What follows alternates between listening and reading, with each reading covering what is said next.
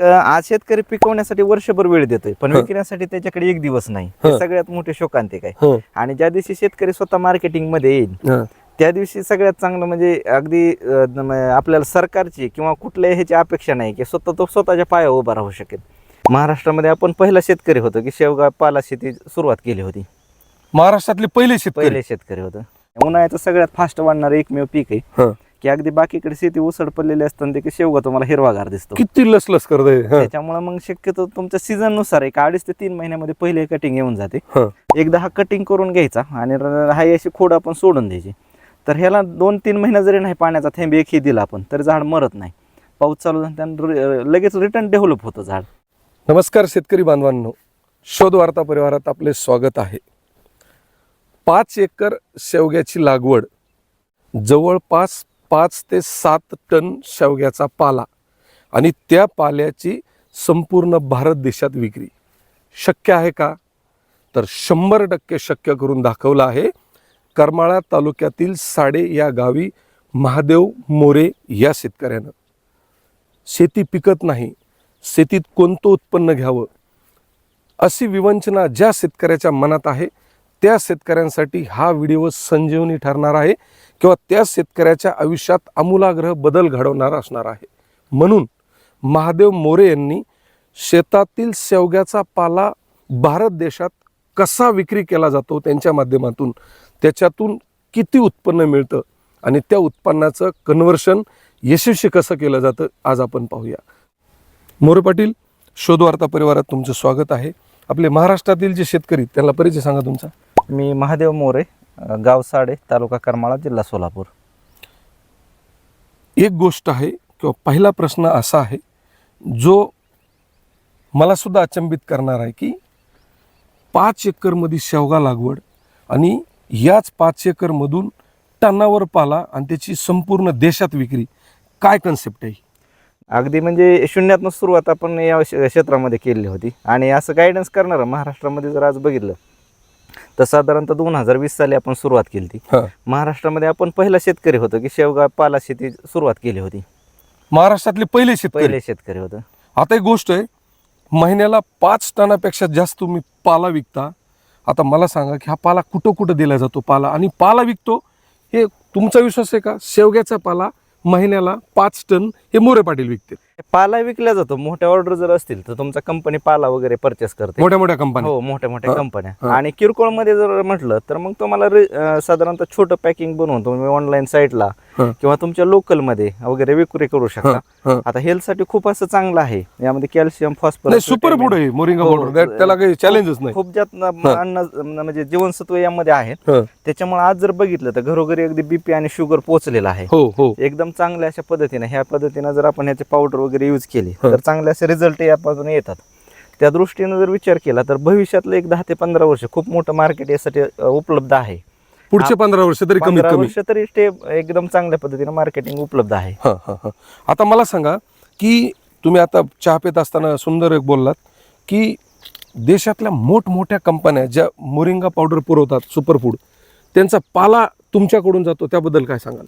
नाही, कसं असतं म्हणजे आज आपण खूप म्हणजे जवळजवळ 6 वर्ष आहे या क्षेत्रामध्ये काम करतोय. त्याच्यामुळे जवळजवळ भारतामध्ये जो काही मोरिंगाशी रिलेटेड पावडर आणि पाल्याशी रिलेटेड असेल असं कुठेही नाही की आपण म्हणजे प्रत्येक याच्यामध्ये कॉन्टॅक्ट मध्ये आहे. कंपनी असेल, रिटेलर असेल, रिसेलर असेल किंवा मग किरकोळ कस्टमर असेल, बऱ्याचशा लोकांना आपला सप्लाय आहे. अच्छा. हो. आता एक गोष्ट आहे की शेतीमध्ये 5 एकर शेवगा लावला तुम्ही, त्याच्यातून 5 ते 7 टन महिन्याला पाला विकला जातो.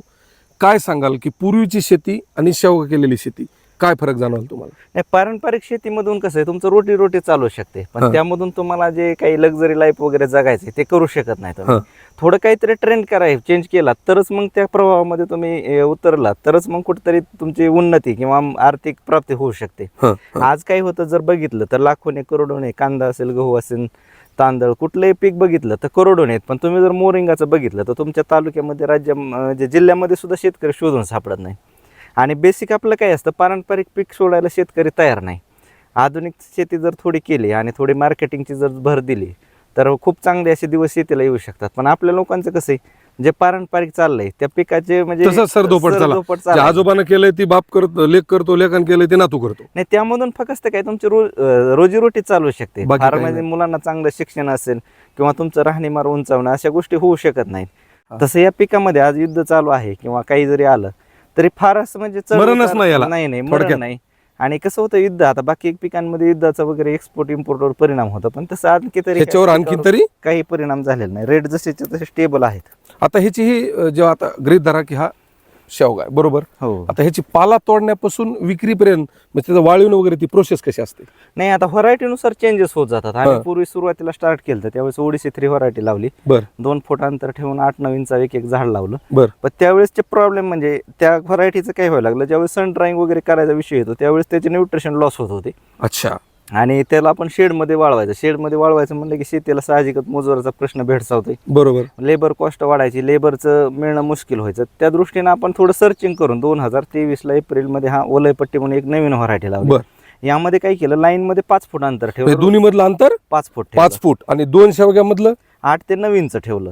समजून घ्या शेतकऱ्यांनो, हे किती अंतर आहे म्हणलं? 5 फूट हे 5 फूट अंतर आहे आणि हे 8 ते 9 इंच साधारणतः एक 10 इंचाच्या आसपास हे असं अंतर आहे. हा. यामध्ये काय होतं आपले एकरी 11,000 झाडं बसतात आणि मध्ये 2 लाईनीच्या मध्ये 5 फुटाचा पेस असल्यामुळे आपल्याकडे छोटा ट्रॅक्टर वगैरे जो असेल त्याने त्याच्यात आपले- चालवता येतं. हो, बरोबर का? पाळी घातलेली. हो हा. मशागत वगैरे आपण करू शकतो. आणि जे काही थोडंफार बुडामध्ये गवत राहतं झाडाच्या बुंद्याजवळ ते लेबर कडून काढलं तर 4 लेबरला 1 दिवसामध्ये होतं. मग त्यामध्ये लेबर कॉस्ट म्हणजे आपल्याला 60 ते 70% म्हणजे बचत होते. राईट.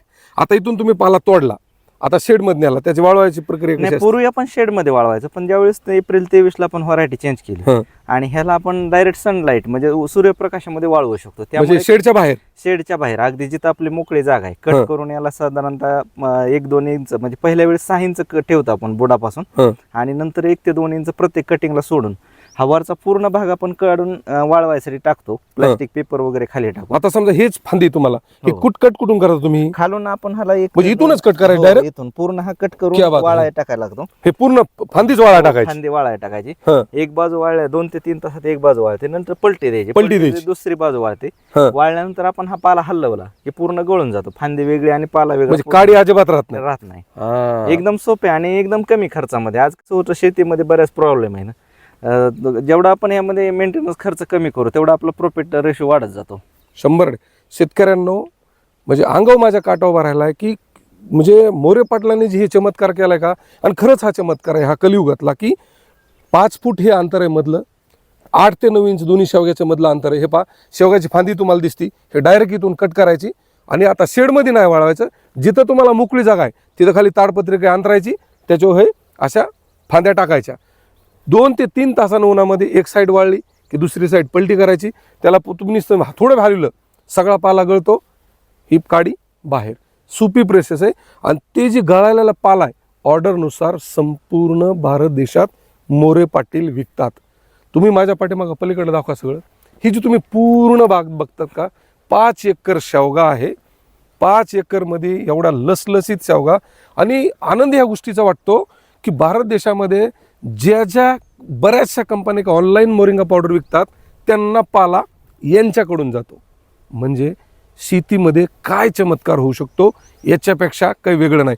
आता डिटेलमध्ये शेवगा लागवडीविषयी बोलू. पाटील, एक गोष्ट आहे की आता तुम्ही अंतर सांगितलं, दोन्हीमधलं अंतर सांगितलं, हो. की कुठली व्हरायटी निवडली पाहिजे आणि त्याला जमीन कशी असली पाहिजे, त्याची लागवड कोणत्या महिन्यात कशी केली पाहिजे, कटिंग कशी आणि कधी केली पाहिजे, त्याबद्दल सविस्तर सांगा. साधारणतः जमिनीचा जर विचार केला तर हं. कुठल्या जमिनीत येणार पीक आहे. आपली जर जमीन बघितली एकदम हलकी हलके मारणारी मुरमाड जमीन हे पहा. आणि 1 फुटच माती बघा, आहे हे या जमिनीमध्ये. तुम्हाला कम्प्लीट खडे दिसतात, मुरुम दिसतात ह्यात. हं. अगदी 1 फुटच माती आहे, खाली मुरुम आहे. त्यामध्ये सुद्धा एकदम चांगल्या अशा पद्धतीने हे पीक येतं. हं. पाणी जर विचार केला तर पाणी तुम्ही ड्रिपने देऊ शकता. पाट पाणी जरी दिलं तरी चालतं. ह्याला काय आपल्याला फुल फळ घ्यायचं नाही. हं. पाणी कुठल्या पद्धतीने द्या तसं काही बंधन नाही. ड्रिपनं दिलं तर चांगलंच आहे. पाण्याची बचत होते. बचत होती. आणि थोडं म्हणजे आपलं गवत तणांचा वगैरे बंदोबस्त कमी होतो. अच्छा. तसं पाटाने दिलं तरी काही प्रॉब्लेम नाही. बर. दोन्ही पद्धतीने आपण पाणी देऊ शकतो. हं. आणि लागवड जर म्हटलं तर वर्षभरामध्ये कधी येणार पीक आहे, असं सीझन नाही.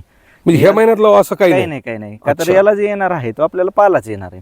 त्याच्यामुळे तुम्ही वर्षभरातलं कुठल्याही महिन्यामध्ये जर लागवड केली, पाण्याची उपलब्ध असेल कधी लावा वर्षभरामध्ये, ह्याला उन्हाचा काही फरक पडत नाही. फरक पडत नाही. जेवढं हे याला हे उलट पीक आहे, जेवढं ह्याला ऊन असेल तेवढं. प्रकाश जास्त त्याच्या हे बघा आता एप्रिल महिना चालू आहे.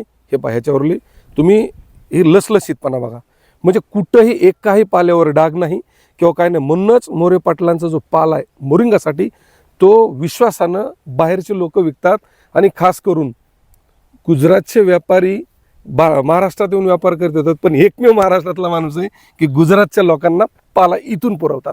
बरं, आता एक गोष्ट आहे की लागवडीपासून किती महिन्यां किंवा किती वर्षांनी त्याला छाटणीला येतं? ते नाही, साधारणतः रोपांऐवजी लागवड करणे, बियांची लागवड करणं सोयीस्कर राहतं. याच्यामुळे म्हणजे रोप नाही, सोटमुळे बी लावायची.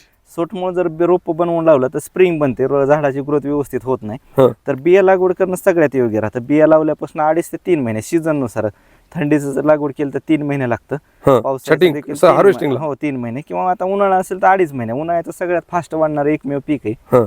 की अगदी बाकीकडे शेती उसड पडलेली असताना देखील शेवगा तुम्हाला हिरवागार दिसतो. किती लसलस करतंय. हं. त्याच्यामुळे मग शक्यतो तुमच्या सीझन नुसार एक 2.5 ते 3 महिन्यामध्ये पहिले कटिंग येऊन जाते. हं. आणि नंतरच्या जे कटिंग असतात साधारणतः 1.5 ते 2 महिने, ॲव्हरेज 2 महिने पकडून चालायचं. हं. वर्षामध्ये आपण 6 वेळेस याची कापणी करू शकतो. नाही, बाकी पिकांचा जर विचार केला तर वर्षातून एकच पीक घेऊ शकतो. तुम्ही हो. सोयाबीन असेल, गहू असेल हो. किंवा कुठलंही पीक घ्या, अगदी कॉटन, कापूस वगैरे असेल तर वर्षातनं एक पीक आहे. हं. किंवा ऊस असेल किंवा वार्षिक जर फळबागा वगैरे म्हटलं तर एकच बहार येतं, द्राक्ष असेल, डाळिंब असेल. तसं याचं आपण 2-2 महिन्याला प्रत्येक, आता काही कारणास्तव जर आपल्यावर आता उन्हाळ्याचं बऱ्याच ठिकाणी पाण्याची टंचाई असते. हं. हं. आमचा आहे तसा ड्राय पट्टा येतो, थोडंफार एप्रिल मे मध्ये पाण्याची टंचाई भासते. बर. एकदा हा कटिंग करून घ्यायचा आणि हा अशी खोड आपण सोडून द्यायची. तर ह्याला 2-3 महिने जरी नाही पाण्याचा थेंब एकही दिला आपण तर झाड मरत नाही. पाऊस चालू झाला त्यानं लगेच रिटर्न डेव्हलप होतं झाड. क्या बात आहे. म्हणजे एकदा कटिंग केली तर हो. त्याला 2 ते 3 महिने पाणी नसलं तर ते मरत नाही. आणि बाकी पिकाचं काय होतं, तुम्ही कुठलीही फळबाग घ्या किंवा ऊस घ्या, पूर्ण जळून नष्ट होतो. म्हणजे लावलेली लागत आपली किंवा मेहनत सगळ्या गोष्टी वाया जातात. तसं हे नाही, तुम्ही 4 महिने जरी पाण्याचा एक थेंबही नाही दिला तर पीक मरणार नाही, सुप्त अवस्थेत जातं. तुमची पाऊस वाढ पडला बंद- की पुन्हा? हो, वाढ बंद होते, उत्पन्न बंद होतं. पण नंतर जे आपल्याला रिप्लांटेशन म्हणजे नवीन लागवड आहे त्याची गरज पडत नाही. ते पीक लगेच पुढच्या 1.5 ते 2 महिन्यामध्ये सगळ्यात तयार होतं. महत्वाचा मुद्दा शेतकऱ्यांनो, पाटलांच्या या मुद्द्यावर तुम्ही फोकस करा की गृहीत धरा की साधारण जनरली आपण पाहिलं तर मार्च पर्यंत सगळ्याकडे पाणी असतंय, मार्च किंवा एप्रिलच्या आसपास. ते शेतकरी सुद्धा शेवगा लागवड करून पाला विकू शकतात. चला गृहीत धरा तुमच्याकडे मे, जून, जुलैमध्ये पाणी नाही, पण 3 महिने जेव्हा तुम्ही एप्रिलमध्ये याची एक वेळ छाटणी केली तर पुढच्या पाऊस पडेपर्यंत ह्याला काहीच होत नाही. ह्या झाडाला अजिबात पाण्याची गरज नाही. गरज आहे पण नाही दिलं तरी चालतंय. म्हणून ज्यांचं पाणी मार्च एप्रिलपर्यंत टिकतंय का त्यांनी सुद्धा या शेतीचा विचार केला पाहिजे. आणि यामध्ये एकदा जर लागवड केली आपण 7 ते 8 वर्ष सलग उत्पन्न घेऊ शकतो. त्याच्यामुळे 21 बी लावलं की 8 वर्ष. 8 वर्ष त्या हिशोबानं मग बाकी पिकांच्या तुलनेत खूप चांगलं आहे. पण आज कसं असतं, काही अंधश्रद्धा आपल्याकडे म्हणतात शेवगा दारात नसून आहे, शेतात नसून आहे. म्हणजे अशा बरेचशा अंधश्रद्धा आहेत किंवा लोकांचा पाला विकतो हे शेती विश्वास नाही. पूर्वी ज्यावेळेस आपल्याला वेड्यात काढायचे, पण वेळीच माणसं काहीतरी क्रांती करतात आणि शहाणे लोक ते इतिहास म्हणून वाचत बसतात. राईट आहे. मोरे पाटलांना सुद्धा लोक वेड म्हणायचे, पण याच मोरे पाटलांना हे शेवग्याचा पाला अख्ख्या देशाला विकला. बघा तुम्ही म्हणला ते बरोबर आहे, वेडेच क्रांती करीत असते तर शाने त्याला ऐकत बसत असते किंवा बघत बसत असते.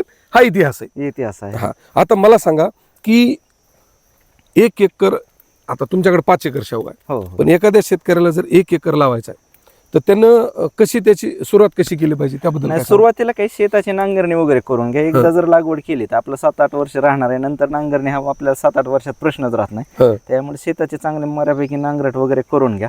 नंतर रोटावेटर वगैरे करून त्यामध्ये आपण सीझननुसार, आज पावसाळी सीझनला जर लागवड करणार असेल तर प्लेन जमिनीवर किंवा बेडवर करू शकता. हं. तुम्ही उन्हाळा आणि थंडीचं लागवड करणार असेल तर 5 फुटावर एक छोटी सरी काढून सरीमध्ये बिया लावू शकता. अच्छा. लागवडीपासून म्हणजे लागवड करताना व्यवस्थित ड्रिप वगैरे केलं तर शेताला आधी 2-3 तास 1 दिवस अगोदर पाणी सोडून त्यानंतर आपण बिया भिजवून वगैरे बीज प्रक्रिया करून त्याची लागवड करू शकतो. अच्छा. आता ह्याच्या पाण्याचं व्यवस्थापन कसं चालतं आता तुमचं? पाणी सीझन नुसार असतं. पावसाळ्याचं तर साधारणतः आपल्याला जून ते ऑगस्ट, ऑक्टोबर पर्यंत पाण्याची गरज पडत नाही. हं, हं. आणि नंतरचा जो आपला काळ असतो, थंडी वगैरे चालू होते तर थंडीमध्ये 15 दिवसात एकदा. अच्छा. मग त्याच्यावर बी तुमच्या जमिनीच्या प्रकारावर, समजा तुमची काळी जमीन असेल तर थोडं एक पाण्याचा 4-5 दिवस जास्त टाइम वाढवलं तरी चालेल. आता आमची हलकी तर आम्ही 15 दिवसात एकदा थंडीचा देतो. असं काय आहे का किंवा काळ्या जमिनीवर शेवगा चांगला येतो आणि हलक्या जमिनीवर साधा येतो असं काही? नाही, शेवटी कसं असतं, तुमची जमीन, मेहनत याच्यावर सगळ्या गोष्टी, पाणी याच्यावर उत्पन्न डिपेंड असतं. हं. आता अगदी आमची हलकी जमीन आहे पण चांगल्या क्वालिटीचा शेवगा येऊ शकतो. आणि काळी जमीन असेल तरी बी येतं, काही अडचण नाही. याचं कसं जे काळ्या जमिनीमध्ये फळ घेणं अवघड आहे, पण पाला भरपूर येऊ शकतो. काळ्या शेत जमिनी हो, एक 10-20% थोडंफार उत्पन्नामध्ये वाढ बी होऊ शकते. लागवड बेडवर चांगली का छोट्या सरीवर? सीझन नुसार राहतं. आता तुम्ही थंडीचा आणि उन्हाळ्या सीझनला लागवड केली, सरी काढून लागवड करणं एकदम उत्तम. 5 फुटावर छोटी सरी काढा, त्याच्यामध्ये बिया टाका, मातीनं झाकून घ्या आणि नंतर मग पाणी द्या. त्या पद्धतीनं चांगलं राहतं. पण आता जर पावसाळ्याचं केलं तर पावसाळ्याचं सरीमध्ये पाणी जर साचून राहिलं तर पीक खराब होऊ शकतं. बुडाला त्याच्या हो, त्याच्यामुळे काय होतं, शक्यतो म्हणजे ज्या जमिनीमध्ये आपलं पाण्याचा निचरा होतो, शक्यतो ज्या पाणथळ जमिनी आहेत, पावसाळ्याचं 2-3 महिने पाणी राहतं, त्या जमिनीमध्ये शक्यतो लागवड टाळावी. आणि जी चांगली पाण्याचा निचरा होणारी जमीन आहे किंवा जमिनीत पाणी साचतं त्यावेळेस बेड वगैरे बांधून साईडनं चर काढून पाणी काढून दिलं तर पिकाला कुठलंही नुकसान होत नाही. पाणी वगैरे जर साचलं तर मग पीक खराब होऊ शकतं. आता एवढं लसलसीत दिसतंय, ह्याच्यावर रोग पडतो का? पडला तर त्याचे नियोजन कसं फक्त एकच असतं की याच्यावर आपल्याला नॉर्मली एक पाणी खाणारे आळे, याला कुठल्या बुरशीनाशकाची गरज पडत नाही. एखादं 2-1 महिन्यात एकदा ज्यावेळेस आपलं कटिंग होतं त्यावेळेस एखादं कीटकनाशक किंवा तुम्ही जैविक औषध जसं निमतेल आहे, करंज तेल आहे, बिव्हेरिया बेसियन आहे, तर मेट्रायझम असं एखादा स्प्रे केला तर खूप कमी खर्चामध्ये, म्हणजे अगदी एका वर्षाचा जर विचार केला तर साधारणतः 1,500 ते 2,000 रुपये खर्च तुम्हाला फवारण्यासाठी होऊ शकतो. 2 महिन्याला एक स्प्रे म्हणजे 6 स्प्रे आपल्या फवारणी जर वर्षभरात घेतली तर पीक एकदम चांगल्या अशा पद्धतीने येतं. आणि खताच्या बाबतीत जर बोलायचं झालं, अगदी कमी खतावर म्हणजे तुम्ही एक शेणखताची एखादी ट्रॉली जर 1 एकरला लाईनमध्ये टाकून दिली तरी वर्षभरासाठी पुरेशी. क्या बात आहे. हे पहा, लसलसीत पाला आहे आणि याच पाल्यानं मोरे पाटलांना लखपती केलं. आणि यामध्ये आपल्याला कसं आहे, तुम्हाला म्हणजे बाकी आपलं जीवामृत असेल किंवा वेस्ट डिकम्पोजर ते देखील देऊ शकता. पण सगळ्यात चांगलं जर आजपर्यंत आमचा अनुभव बघितला, तुमच्या रासायनिक खत असेल किंवा बाकीच्या ह्याच्यापेक्षा सगळ्यात चांगला प्रतिसाद हा शेणखताला देणारं पीक आहे. अच्छा, एकदा जर दिलं तर वर्षभरामध्ये कंटिन्युटी म्हणजे हळूहळू ते पूर्वच चालतं त्याला. हो. आता हे 5 एकर मध्ये कटिंग टप्प्याटप्प्यानं करतात का तुम्ही? हो, एक आपण 4 जर लेबर घेतले तर डेली दिवसाला एक साधारणतः अर्धा एकर पर्यंत आपलं कटिंग करून वाळवाय टाकण्यापर्यंत होऊ शकतं. अर्धा एकर मध्ये कटिंग केलं त्याचं किती किलोवर किती पाला होत त्याचा अंदाज? आता याचं साधारणतः एक अर्धा एकरी जर म्हटलं तर पहिले कटिंगला सिंगल झाड असतं, 350-400 किलो येतं. आणि ज्यावेळेस आपण एक कटिंग घेतो 3-4 याला फुटवे येतात, त्यावेळेस आपलं साधारणतः उत्पन्न डबल होतं. 400 किलोचं 800 किलो होतं, एकरी 800 किलो 700 किलो पर्यंत येतं साधारणतः याचा ॲव्हरेज आपल्याला. महिन्याला 5 ते 7 टन पाला विकता?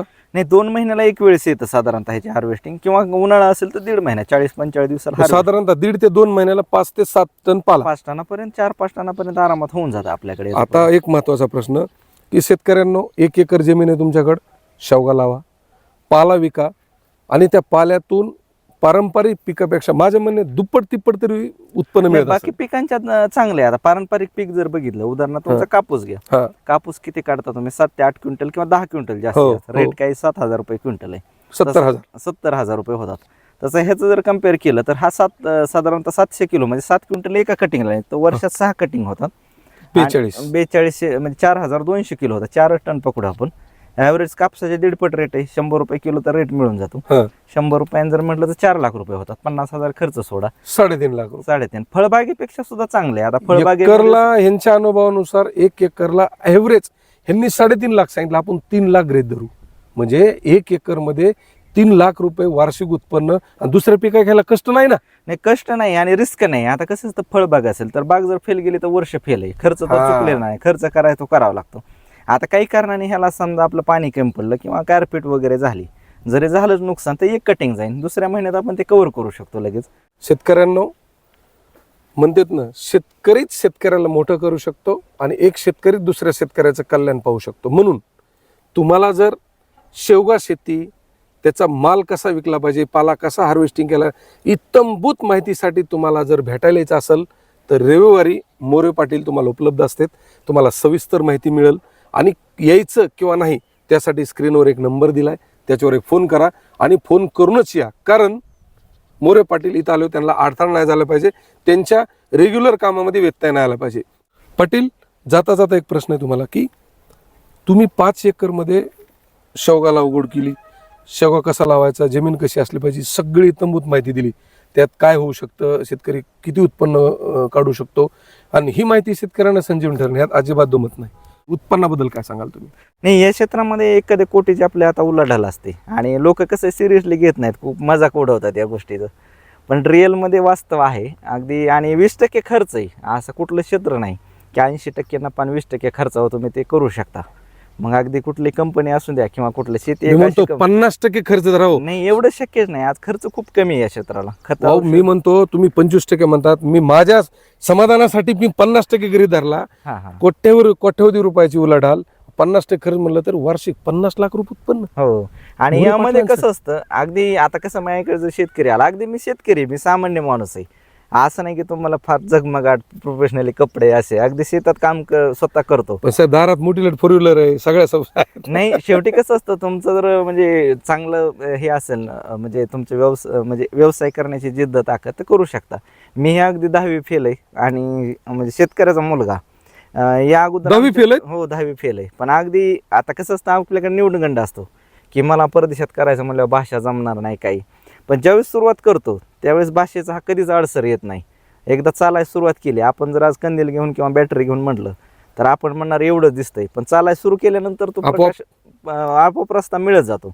आपल्या लोकांची तयारी काय आहे, मला लोक काय म्हणतील, लोक काय म्हणतील या गोष्टीकडे लक्ष द्यायचं नाही. मी गावात काय म्हणतात, गावात काय करतं मी कधीच पाहत नाही. आणि जे गावात लोक पिकं घेतात ते आपण कधीच घेत नाही. वेगळंच काहीतरी. वेगळंच काहीतरी. शेतकऱ्यांनो, करमाळा तालुक्यातील हे साडेगाव आहे, अगदी माळरान आहे. या माळरानावर 5 एकर शेवगा, भारत देशासह भारताच्या बाहेर विक्री आणि कोट्यवधी रुपयाची उलाढाल, हे सिद्ध करून दाखवलंय मोरे पाटलांनी. हा व्हिडिओ तुमच्यासाठी संजीवनी आहे, तो ठरावा. हाच आमचा आजच्या व्हिडिओ मागचा उद्देश आहे. तुम्हाला पाहायला यायचं असेल तर रविवारी पाहायला या, रविवार सोडून येऊ नका. आजचा व्हिडिओ तुम्हाला कसा वाटला, मोरे पाटलांची शेती, त्यांचा व्ह्यू आणि शेतीकडे पाहण्याचा दृष्टिकोन कसा वाटला, कमेंट करून नक्की सांगा. आणि हो, जाता जाता कमेंटमध्ये जय जवान जय किसान लिहायला विसरू नका. चला पुन्हा भेटू अशाच एका नवीन प्रेरणेसह. तोपर्यंत धन्यवाद.